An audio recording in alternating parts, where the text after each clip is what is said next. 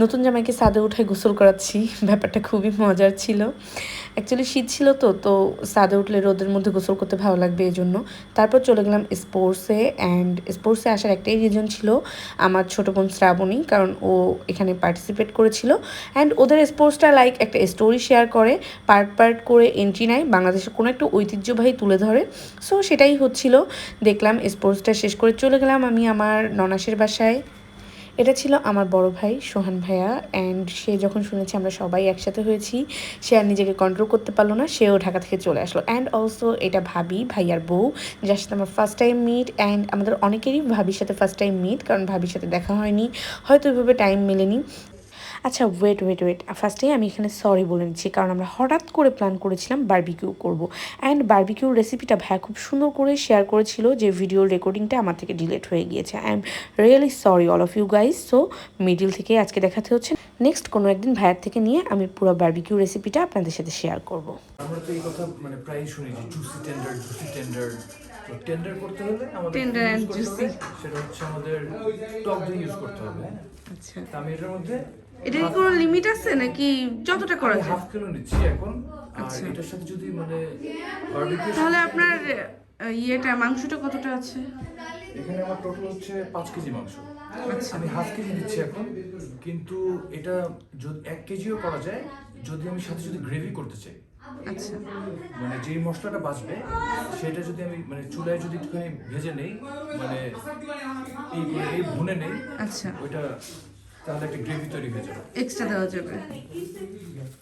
So আমি একটু ভিডিওটাকে ফাস্ট ফরওয়ার্ড করে নিলাম, কারণ আমি আপনাদেরকে বোর করতে চাই না। এটা হচ্ছে পেঁয়াজ বাটা, রসুন বাটা আর আদা বাটা, আর এখন কি গোটা গোটা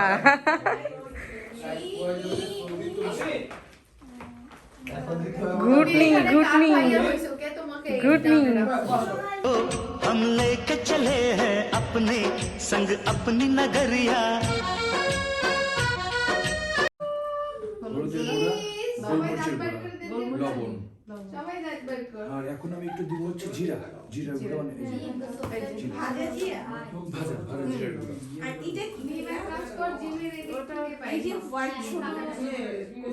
এটা গোলমরিচের গুঁড়া।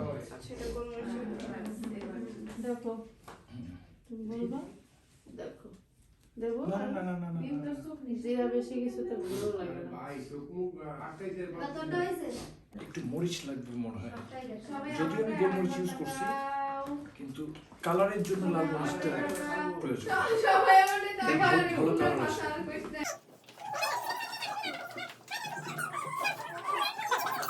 ক্যামেরাটা এদিকে দাও, খাওয়ানে वाला। हाँ आपने सही पहचाना। वो खाबो আফটার জ্যোতি ভাইয়ের রেসিপি। হ্যাঁ শালা ভাইয়ের যুদ্ধ হবে, খাওয়া প্রতিযোগিতা, কতটা খাওয়া যায়। আগে হচ্ছে রাত 12টা 5। হুট করে প্ল্যান বারবিকিউ, এই প্ল্যানের মেইন স্পন্সর হচ্ছে সোহান ভাইয়া। সেটাই তো, আপনি না হলে কিন্তু এই প্ল্যানটা হুট করে হতো না। তারপরে বলো তুমি কি বলতে চাচ্ছো, বলো। এটাই বলতেছি, এটা শুধু একজনের রেসপন্সিবলের বিষয় না, এটা হচ্ছে সবাই মিলিত হওয়ার পেছনের কারণের জন্য। ঠিক আছে, বাট আপনার প্রেসারে তো এটা হলো নাকি? সেটা ঠিক আছে, একজন না একজন তো উদ্যোগ নিতেই হবে, না হলে কেমন কি হবে। এইটাই, যাই হোক, হুট করে প্ল্যান করার জন্য আমাদের এই যে এটাকে কি বলে, গ্রিল বা কেস সামথিং ছিল না, সেটা সোহান ভাই বানাচ্ছে। চ্যানেল বেস্ট, বাট জানি না পরে কি হবে। না হচ্ছে শুধু মুরগি মাঝখান দিয়ে দৌড় না দিলে হয়। সো মাংসটাকে ম্যারিনেট করতে দিয়ে সবাই কার্ড খেলতে বসেছে, অ্যান্ড অলরেডি 12:30 বাজে। আমাদের 2 ঘন্টা মাংসটা ম্যারিনেট করতে হবে। সো প্রায় 2টার দিকে আমরা স্টার্ট করব।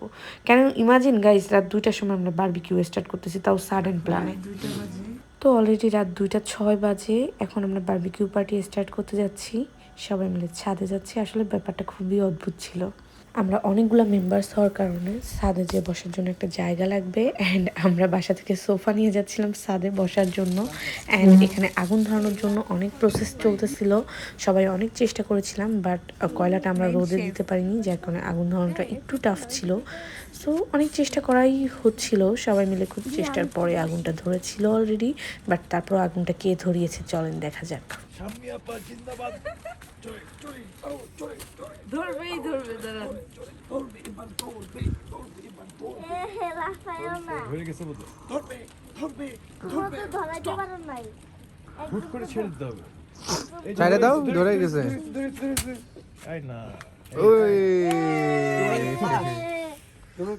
সো অলরেডি রাত 2টা বাজে অ্যান্ড আশেপাশে খুবই শুনশান টাইপের, কোনো সাউন্ড নেই, সাউন্ডলেস, মানুষজনের কোনো সাউন্ড নেই, আর আমরা এই টাইমে পার্টি করতেছি, বারবিকিউ পার্টি। বেশ শীতও পড়ছে, ইভেন কোনো শীতের সোয়েটার নিয়ে আসিনি, সো সব মিলাই ঝিলাই আসি আর কি। কি আফামনিরা, আপনারা কাজ না করে কি গল্প করতেছেন? নতুন বউয়ের নামে অনেক বদনাম করতেছি। আমি যে আগুন ধরাইছি ওরে আমার কামের লাড়ুটা রে বাবা রে বাবা, ধরাইতেই পারবো। কি আমরা কাঠের ঢেকি। হ্যাঁ এই তো যে ধরাইছি এই যে এই যে। সাক্ষী সো ফাইনালি আমরা মাংসর পিসগুলো আগুনে দেওয়া স্টার্ট করে দিয়েছি অ্যান্ড কুক হইতে যে দেরি, সবাই খাওয়ার জন্য ওয়েট করতেছিলাম। তবে এটা বলতেই হবে জ্যোতি ভাইয়া অনেক হেল্প করেছে, অনেক এফোর্ট দিয়েছে এখানে, কারণ সে পুরাটাই বলতে গেলে প্রসেসিংটা সেই করছে নিজে হাতে। অ্যান্ড ভাইয়ার বারবিকিউটা অ্যাকচুয়ালি অনেক অসাম হয়। যাই হোক, বারবিকিউ অলরেডি হয়ে গিয়েছে অ্যান্ড আমরা সবাই খাওয়া স্টার্ট করে দিয়েছি। মানে ওয়েট করার মতো টাইম অ্যাকচুয়ালি আমাদের ছিল না, আমরা সবাই এতটা হাংরি ছিলাম। সো বারবিকিউর পিসটা আপনাদের একটু দেখিয়েই দিই, অনেক সুন্দর ছিল অ্যাকচুয়ালি, খেতেও অনেক জুসি ছিল। আমি ফুড ব্লগারদের মতো বলি জুসি অ্যান্ড টেন্ডার। যাই হোক, খেতে সত্যি অনেক টেস্টি হয়েছিল, আমার কাছে অনেক ভালো লেগেছে পার্সোনালি।